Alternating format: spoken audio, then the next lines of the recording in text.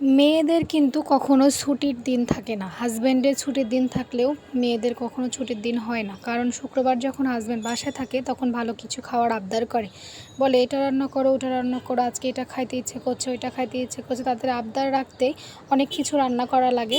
শুক্রবারেও একটু রেস্ট নেওয়া যায় না। শুক্রবারে কাজের প্রেশারটা একটু বেশি হয়। যদি হাজব্যান্ড একটু সাহায্য করে তাহলে একটু কম হয়, আর যদি সাহায্য না করে একাই সব একা হাতে কাজ করতে হয়। তো আপনাদের সাথে গল্প করতে দেখে বুঝতে পারছেন আজকে রোস্ট রান্না করেছিলাম। তো রোস্টগুলো এখানে আমি কিন্তু লবণ আর মরিচ গুঁড়া দিয়ে ভেজে নিচ্ছি কড়া করে। আপনারা চাইলে একটু কম ভাজতে পারেন। আমি যখন রোস্ট রান্না করি সচরাচর আমি একটু বেশি ভাজার চেষ্টা করি। আমার কাছে মনে হয় যে রোস্ট একটু বেশি ভাজে রান্না করলে একটু টেস্টটা ভালো আসে, সেই কারণে।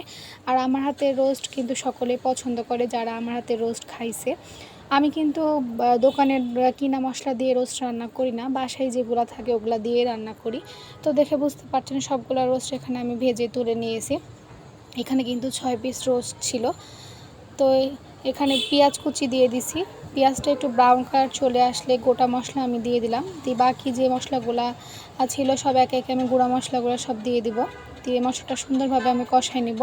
এখানে কিন্তু টক দই, তারপরে হচ্ছে পেঁয়াজ বাটাও ইউজ করেছি, আবার বাদাম বাটাও দিয়েছি আমি। দিয়ে গুঁড়া যে মশলা ধনিয়া গুঁড়া, জিরা গুঁড়া, মরিচ গুঁড়া, হলুদ গুঁড়া ইউজ করতে হয় না, আপনারা সকলেই জানেন রোস্টে।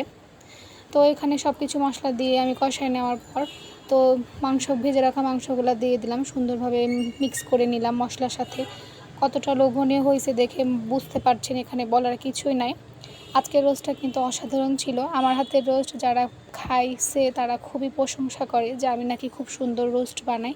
তো যারা আমার বাসায় বেড়াতে আসে তাদের কাছে তারা আমার কাছে একটাই আবদার করে যে আমরা গেলে আমার জন্য রোস্ট রান্না করবেন।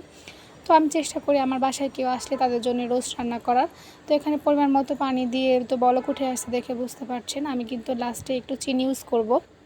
এখানে একটু চিনি দিয়ে দিলাম টেস্টটা ব্যালেন্স হওয়ার জন্যে। রোস্টে কিন্তু একটু চিনি দিতে হয় যদি টক দই দিয়ে রান্না করা হয়। মিষ্টি দই দিয়ে রান্না করলে কিন্তু খুব একটা চিনি দেওয়া লাগে না। আমি টক দই দিয়ে রান্না করার চেষ্টা করি। তো দেখে বুঝতাম কতটা সুন্দর। আজকের মতো আল্লাহ হাফেজ।